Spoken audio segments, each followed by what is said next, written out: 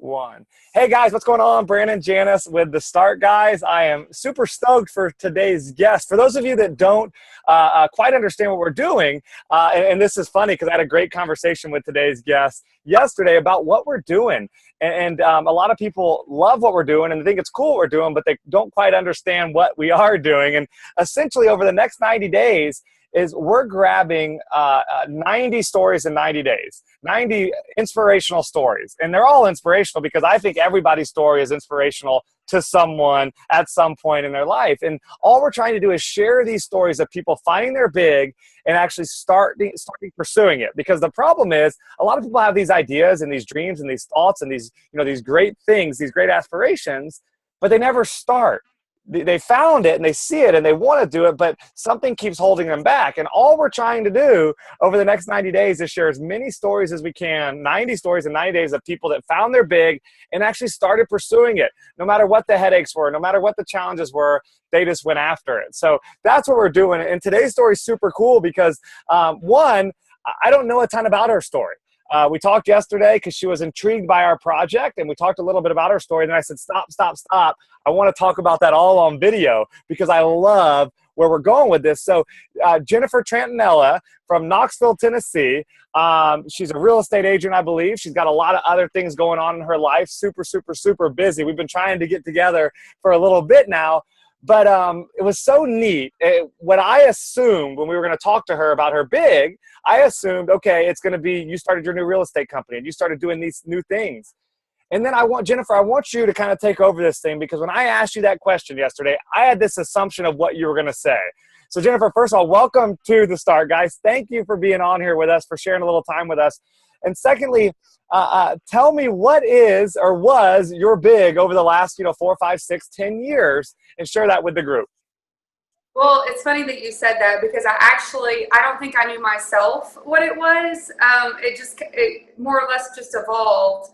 But I shared with you a little bit yesterday. I'm sure we'll go a little more into that. But kind of some of the struggles that I went through from my young adult and into my 30s. But I think for me, it was truly being happy, finding happiness and being at peace with myself. And that's the journey that I've been on. Well, I love that. So I remember yesterday we were talking and I said, so your big would obviously be your real estate company. Like, no. My big was finding happiness. And I was like, whoa. I was like, that's big. That's a big, right? And so,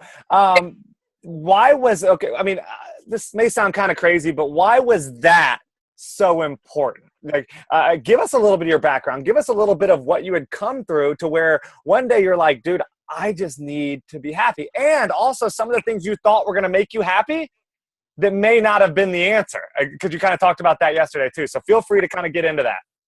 Yeah. So I guess I'll just start off going real personal here. One thing that I've really struggled with in my past has been a lot of depression. I've struggled my entire life with my weight, just up and down.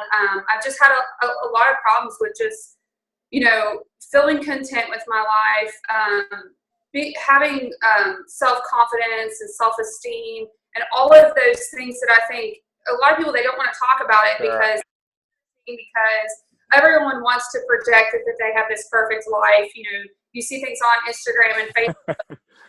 So this is the greatest. And so it's hard because sometimes you feel alone. You feel like you're the only person that's having these feelings, and we're all human. And I think that I thought about not sharing that part of like my struggle with depression and that type of thing because it is so personal. Yeah. And that is hard. But I think if I've experienced it, there's probably a lot of other people that have. So, a lot of things that happened to me that contributed to that was just getting stuck in these cycles of feeling down. And the more I felt down, the more that I didn't want to do anything about it. And the more I didn't want to do anything about it, the further down I felt. And I think it kind of started really strongly in my college years. I've had a lot of tragedy in my life, a lot of loss. And I lost my cousin and her unborn child. She was 9 months pregnant on the way to the hospital, actually had a horrible car accident, and she had a really awful brain injury, and we ended up losing her and the baby. Wow. We went through that, and then that was in 2005. I was just starting college, and it was my first year. And then in 2007, when I was starting my junior year, my brother had a horrible car accident and had almost identical injuries that my cousin had sustained. And he ended up, he had a 2-year recovery, but at the beginning, he was on life support for a little over a month, touch and go, didn't know if he was going to live or not. So that was really hard on my family. My family's also in the construction business. My dad builds homes. And so as many people know, around that time, 2007, 2008, there was, a big economic crisis, especially in the housing market. So it was just a horrible time for my family. And I was right in the middle of college. I was trying to, quote unquote, find myself, figure out what I wanted to do with my life. And all of these things hit back to back. I gained a ton of weight. I was just miserable. I was in, because I gained a lot of weight, I was at a really bad place in my life. I got into this relationship. It was a really unhealthy and abusive relationship. But I allowed that into my life. And I think that I got into this mindset of that I had no control over my life. I didn't have any control over the fact that these tragedies had happened. I didn't have any control over the fact of the economy, the state, the way things were. I didn't have any control over anything. So I felt powerless. And so I think, and that went on for several years. And I started to get myself in a little bit better place, started working out and trying to lose some weight. And I became very successful with that. At one point, from my heaviest point to the lowest, I had lost right at about 100 pounds. Wow. So I thought that would solve my problems. I thought I can get out of this relationship. I'll feel better about myself. I'll have that self-confidence. I'll be graduating college. My life will get on a better track. And I just found that while I did feel better, I felt a lot healthier. I still wasn't there. I wasn't happy. And so, that's something that I couldn't understand in my mind. So I realized I was still dealing with that depression. I was still down. I was feeling better, but I was just not. I hadn't arrived. I think that I was going to arrive somewhere. And what I've really learned is that everyone talks about finding happiness. And I have found that happiness is absolutely not a destination. You cannot go find it. It's not LA or Hawaii. You can't travel to it. It is a mindset. And I thought for so long that was crazy because I have dealt with depression, of people saying, it's all in your head. It's all in your head. And I was like, no, this is not all in this. And I do think that there's a huge stigma around mental illness and stuff. And I'm not even going to go there because I'm not qualified to speak on that. But through my own experiences, I do know that I have been able to change things in my life through my thinking and then turning my thinking into actions. Wow. And I think that for me, and I think this could be true for a lot of other people, that your happiness will be a byproduct of a healthy journey that you go on in your life. And I don't think you can ever get to be, I still don't feel like I've arrived, even though that's what we're talking about as my big. Yeah. I don't feel like, I've got my big and now I'm going to share this with everyone. For me, I'm on a journey, and I'll be on that journey until the day that I die. And I will never get there. Yeah. I just want to have the experiences and do the things that I know are good for me and that are healthy. And I mean that in physically, mentally, in every aspect of that word.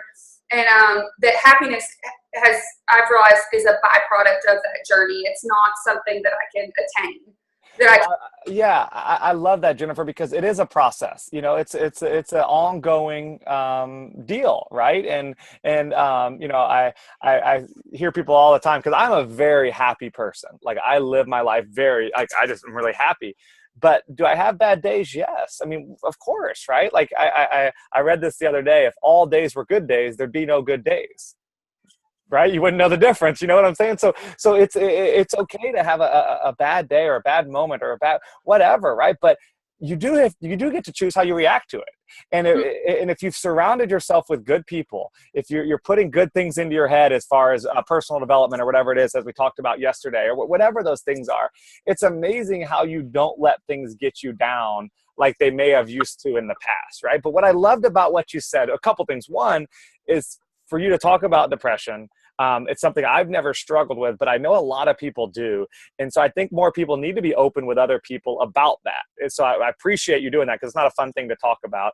Talking about a bad relationship.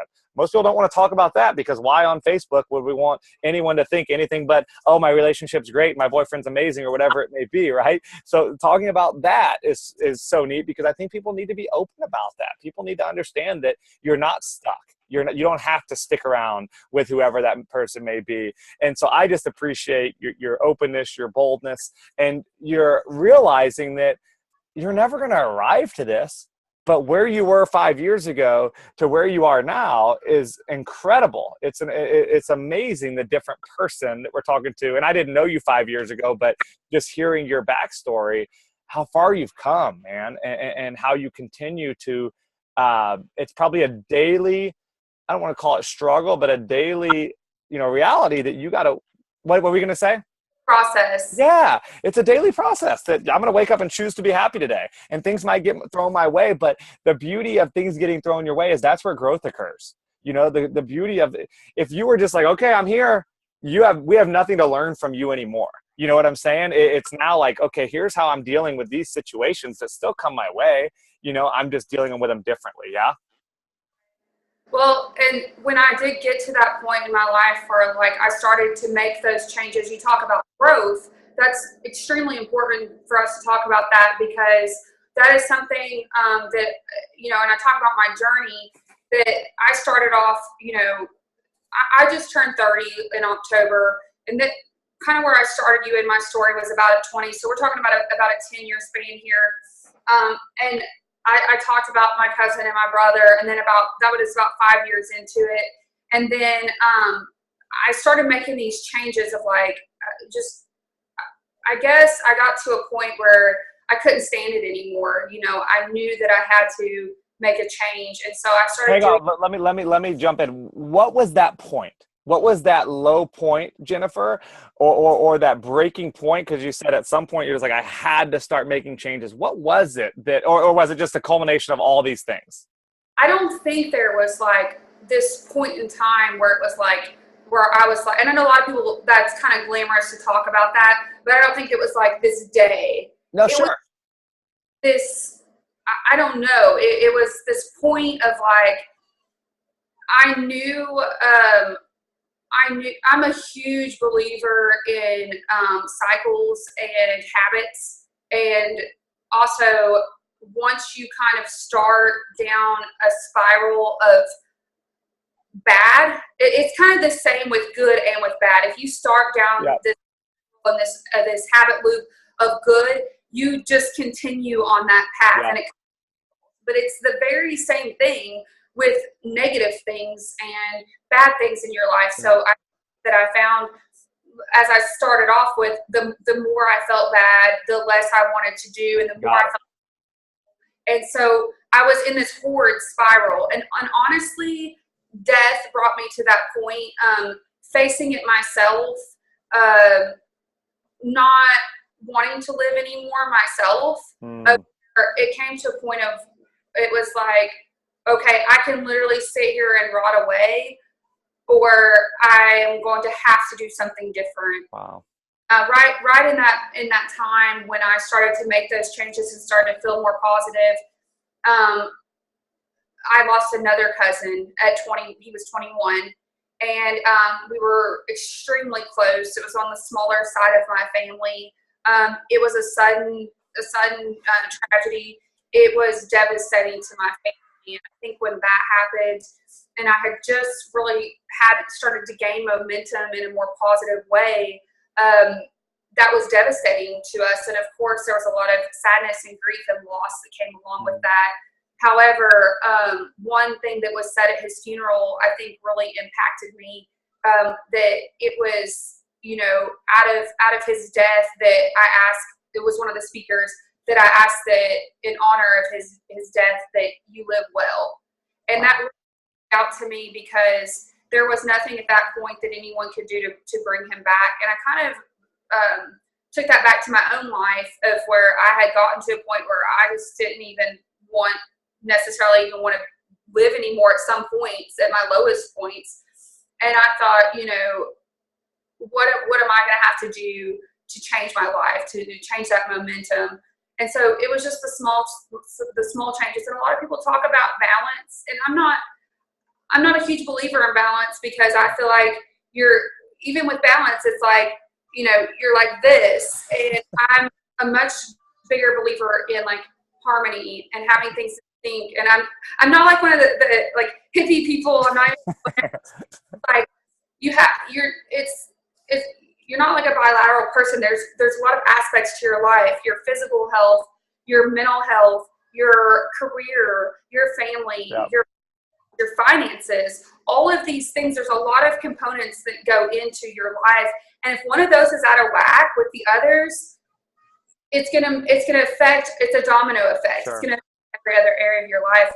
So I think like having all those things in harmony, and I feel like every time I would take those baby steps to get one or two of those areas in my life, I was always an all or nothing person, like horrible. I would be like, okay, I'm having only broccoli and all this, green leafy vegetables, and I'm working out 2 a days, and I'm exaggerating a little here, but like, and then I would quit because it was like 3 months in, and I was like, oh my gosh, I can't do this anymore. And so it was like I would go all in on my friendships, and I would give and give and give to the point where I wasn't having anything for myself, or I wasn't putting enough towards my career.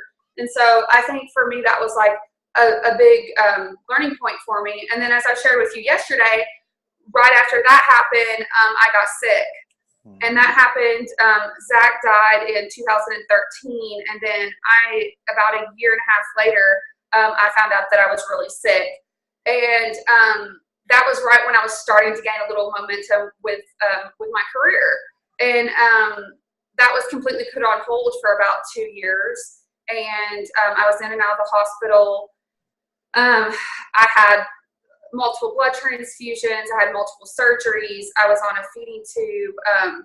I went a stretch of 49 days where I couldn't eat. Everything was through the feeding tube. And they couldn't find out what was wrong with me. And what they ended up, my case got sent to Vanderbilt, and just in and out of the hospital. It was a medical mystery, essentially.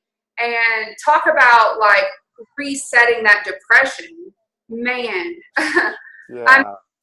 It just felt like every time I would start to get over one of those hurdles that I had, that life had flung at me, a new one came. And so I reset again, and it was like I was struggling. And finally, without giving way too many details on that, they finally did figure out what was wrong with me. And through finding that out, because it was a diagnosis of exclusion, it took so long for them to kind of narrow that down. I had a lot of operations. I was being poked and prodded.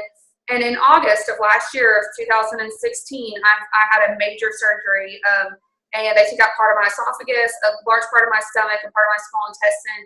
And since then, that was in August, I had about a month recovery. And at that point, and in October, I turned 30, and something just clicked, man. It was like, I just looked back on my life with a ton of sadness of like this loss, this tragedy, my health. I had really nothing, I felt like, going for me. And I was just like, man, like every time I tried, I failed, is how I felt, or something got thrown at me.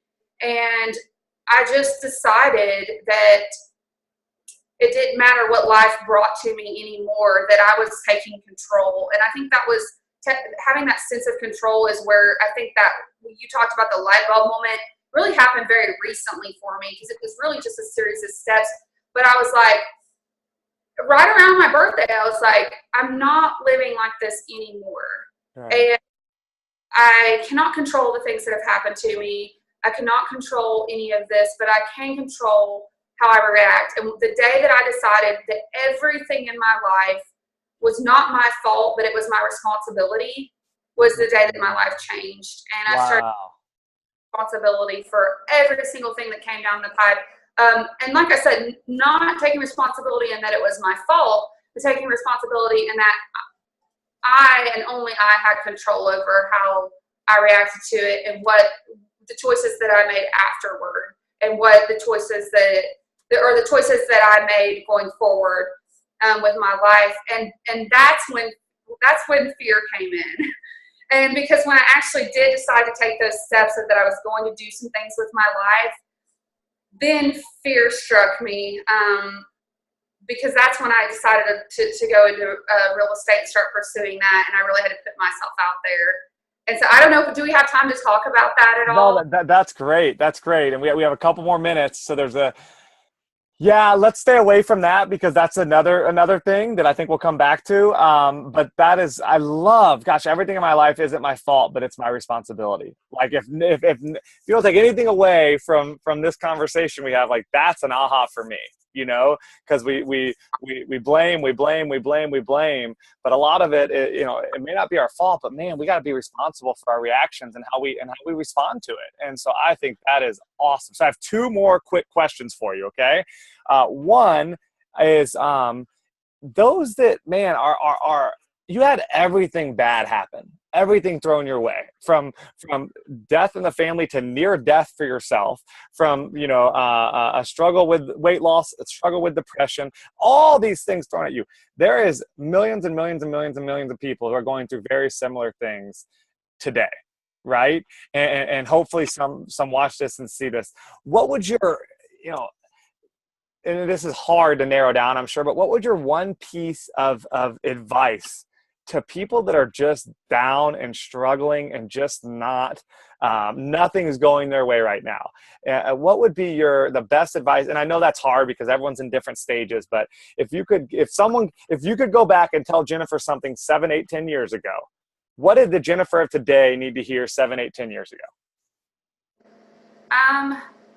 Well, I know you didn't really want to get into the fear thing, but I'll say one thing on that, because this is a little bit of part of it.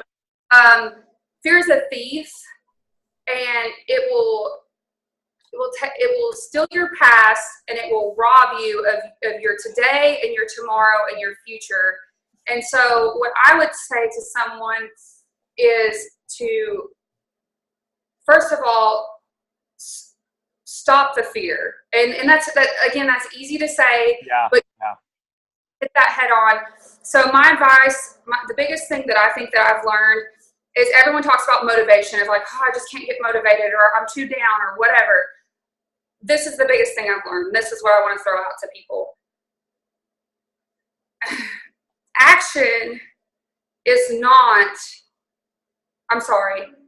Motivation is not the cause of action.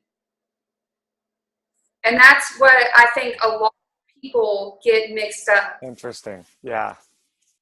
Action is not the result of motivation. It is the cause of it. Action is not the result of motivation. It is the cause of it. Wow. And it's taken me so long to pound that in my head, because I didn't feel motivated. I didn't want to get up this morning and work out. I don't feel motivated to, start my business and do this. I just had to act. And once I started to act, I became motivated. And once I started to get motivated, I wanted to act. And then as I acted, I became more motivated. And it's just like that spiral I talked to you about before. Yeah. A snowball, but I'm going the other way. And it feels so good, because by taking the action when I didn't feel like it, it caused me to become motivated. And so that, I know I stumbled a little bit, but I was great. Trying to process a way to say it. And I think that's where people get tripped up, is like, man, I just need to read another book, or I just need to maybe watch another one of your things. Like, I got to do something to get motivated. And you got to take that fear, set it aside, and you have to act anyway. And then once you do, that motivation will follow. And then it snowballs to where you could, then you feel better, you act more, you do more, and it's you know, it's just something that can change your life if you allow it to. I love that, Jennifer. That is so good. And you're right. You talked a little bit about fear, and everyone that we've talked to on these things, fear is one of the obstacles. You know, to start a new business, there's a lot of fear. To conquer a relationship head on, there's a lot of fear. Like there's fear in all that we do, right? But sitting there and thinking about it is more fear, causes more fear than actually doing it. You know what I'm saying? It's the thought. What was that? Paralysis by analysis. Yes. It's the thought of it. It's like thinking about doing it and thinking. Once you do it, yeah, there's still some fear, but man, it's relieving. Once you take the action, like you talked about, it's amazing what starts to happen. So I love that. I'm a perfectionist, so that was really real for me because I didn't want to start because I was like, I have to have it. You talk about, you guys are the smart guys. I didn't want to start because I was thinking so much. And that quote that Abraham Lincoln said about, if you give me 6 hours to cut down a tree, I'm going to spend 4 of them sharpening my axe. Yeah. Advice, but like to a point, because I think I was sharpening my axe for so long. And finally I was like, man, I got to those last steps. Like I have to start chopping. Only sharpen your axe, the tree's going to stay there. So, you know, planning is great and thinking ahead is great, and having a really good product or idea or action step or goal, that's all good. But if you never act on it, it's nothing. Without the execution of it, you know, I always say ideation without execution is delusion. You have to finally take those steps to do something, or, you know, you can have the best idea in the world or the best, you know, intentions in the world, but nothing will come from it. So, well, I agree. I always tell people 5% perfect and share with the world is better than 100% perfect and share with a few. Exactly. You know, I'm just like, and that's what this whole concept is. And I love how you said, I mean, just start, start. If you have this idea, start, do something today. Perfect. It's never going to be perfect. Yeah. It's never going to be perfect. It's never the right time. No. It's never the perfect time. You just start. I love it. Okay, last question. So I know you're big of being happy as a process. It's going to continue. Finding happiness is going to continue, but you haven't arrived, but man, you've made steps forward, right? So in a major way. So if I were to ask you today and take happiness out of the equation, what is your big today? What is what are you looking at? Is there something else that you're looking at as far as Jennifer's big, whether it's 5 years from now, tomorrow, whatever that is? Like in my career? Whatever. Well, I mean, just for myself, my health and keeping my weight off, and like I started this new workout thing. I'm really trying to make that more of a lifestyle than like, oh, you know, I do a 6-week program or something. So probably a healthy lifestyle. And then as far as my career goes, I have been in property management. I just started doing more of the like listing and working with buyers. Like I actually got into real estate. I'm a brand new agent on that end of it, because I've kind of mastered the property management side. Really putting myself out there. That's been really hard. But man, I think my big with that right now is just to become established in that area and to become successful, to be a successful real estate agent, and to just be able to say, you know, hey, I did it, or at least that I tried. Yeah. I gave it my all. And so I think, you know, those are, you know, my healthy lifestyle and becoming a successful real estate agent for me right now. That's kind of like, that's what's keeping me moving and going forward. Awesome. So if people wanted to find you, Jennifer, on social or whatever, obviously people from Knoxville, that's where you're at. So how would they find you? Where would they find you at? I'm on Facebook and Instagram. I'm also I've got a website, jennifertrantanella.com. And then you can also find me on Snapchat, Pinterest, YouTube, all that good stuff. I'm all LinkedIn. I'm on all of it. So, you know, They can pretty much find me anywhere. Perfect. So I love you have a website. That'd be a great place to go to find more information about you and what you're doing. Great. Good, good. Well, listen, Jennifer, I can't thank you enough. This has been so much fun. I want to bring you on again sometime. Maybe we can go Facebook Live because I think there's so much more that you have to share. I think there's so much more that's happened in your life that can impact other people that I just see this as an ongoing relationship because that's what we're trying to do. Does that sound good? Yeah, that's great. Thank you so much for having me. No, thank you. And I'm going to leave y'all with this, guys. Jennifer Trantanella, check out her website. But she said, everything in life isn't my fault, but it's my responsibility. So I want y'all to remember that today and this week as you go into your battles and you go into your job or whatever it may be. Everything in my life is not my fault, but it's my responsibility. Jennifer, thank you so much. You've been incredible. This has been a blast. Can't wait to share it with the world. Talk to you soon.